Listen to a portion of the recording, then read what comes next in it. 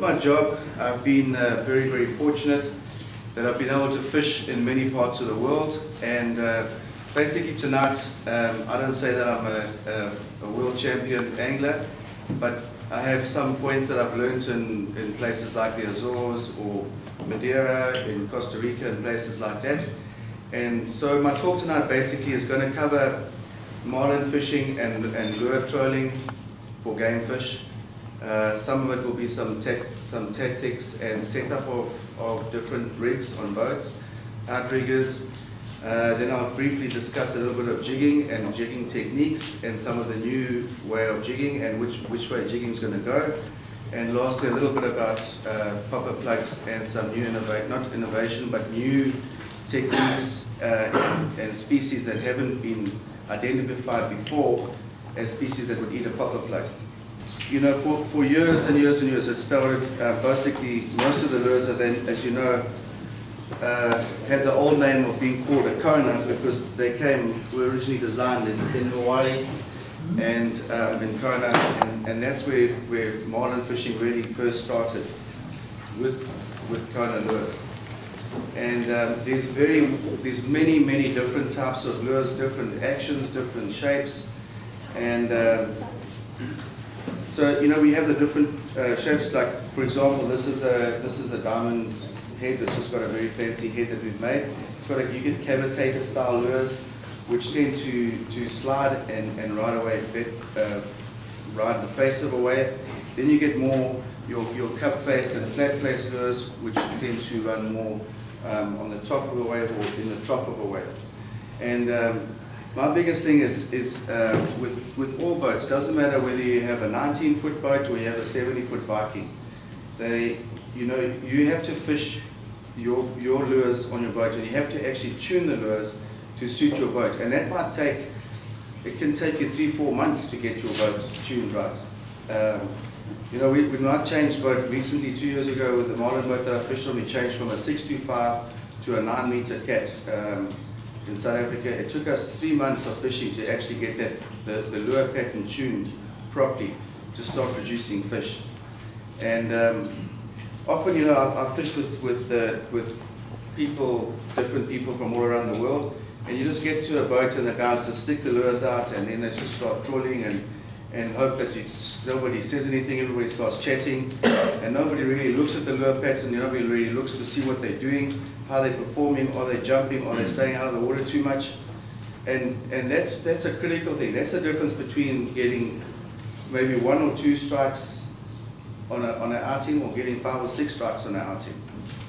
So I want to just talk a little bit about setting up for a tournament, and whether it's setting up for a tournament or setting up for a weekend's fishing. I don't have to tell you, fuel is expensive, boats are expensive to run, tackle's expensive, and your time is probably the most expensive factor of everything. Everybody here is a businessman, and you go fishing on a Sunday or a Saturday to catch a fish. You don't go fishing on a Saturday or Sunday to lose a fish. So there's just a couple of little tactics that I've learned from experience and from other people. One of the things is snap swivels. Firstly, never ever have a single ring snap swivel. You must always have a double ring snap swivel. You know, it has a ring and a ring on the swivel and then the snap. Why I say that, if you have a look, we purposely put one on this rod here. This is a single ring snap, and if you look at this, it very easily kinks and locks. And when marlin first take and start jumping around, this wire, although it might be 300-pound breaking strain, if it's kinked, it breaks off like that. It actually breaks easier than like number 8 wire that you have to go a few times. The thicker the wire, past a certain point, it just kinks off and breaks.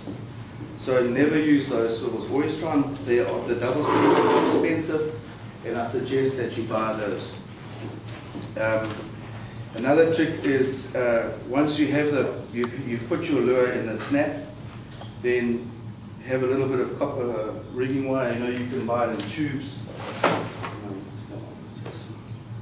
Anyway, like this here, you get copper rigging wire. If you haven't got that, you just use some normal wire that you can strip out of your electrical flex at home. You just put a short piece on your swivel like that, and once you've clipped it, you just wind up the snap, and then it can never ever come undone.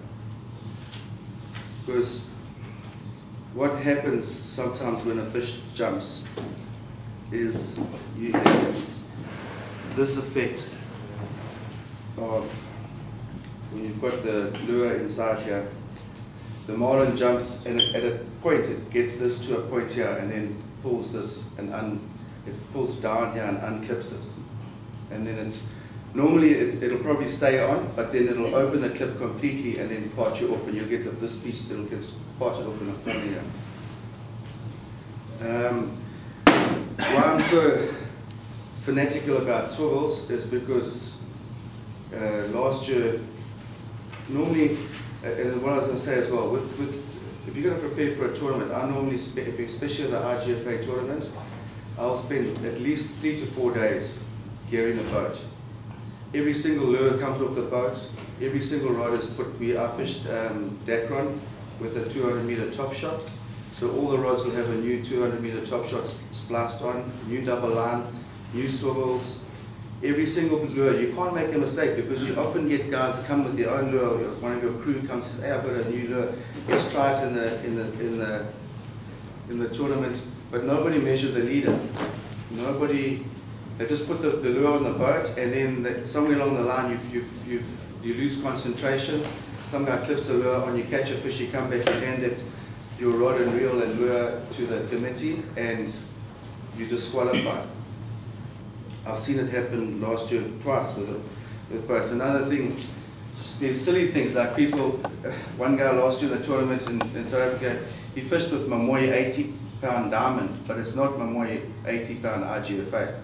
He went to the store and said, "I want 80-pound line." They gave him 80-pound line. He put 80-pound line on his reel, but it wasn't IGFA. 80-pound Mamoy diamond breaks at 100-pound. So he was disqualified on a $40,000 fish. You know? And last year I spent 4 days rigging the boat, and I put brand new Sampo swivels on, and I lost a 500-pound blue because the swivel broke on the barrel. So I never tested the swivel. I can only blame myself, but that's the degree that you need to go. How do you test the swivels? You can put it on a scale and you know, put it in a vise or something, and put it on a 50-kilo scale just to pull it and just to make sure that it's got. You can't help the fact that swivel might have got boxed, but it's very difficult at a double ring swivel to get boxed. But somehow it broke right here. I got this the top ring. So in other words, you only want the swivel to break that's stronger than the line part. Yeah. And today, you know, in the old days we used to swim. You used to fish with a Sampo number 10. So, but if you look at what Peter's got here, I haven't got one now. But the new swivels, the new stainless steel ball bearing swivels, you know, the ones that are this big are 80-pound. You know, an old Sampo 10, you can fish a number 6 or even a number 5 now, because they're breaking at 300 to 400 pound. And I'll talk a little bit later about finesse in your tackle, but that's very, very important. You know, there is other alternatives on the market, like you get these pigtail swivels. I don't know if you get them here, but you know, you get those pigtail swivels. These are almost foolproof, because but they're very difficult to work with on a boat. If you want to change a lure, they really are a pain, especially when your hands get wet, and they're really difficult to get a lure on and off if you want to change lures.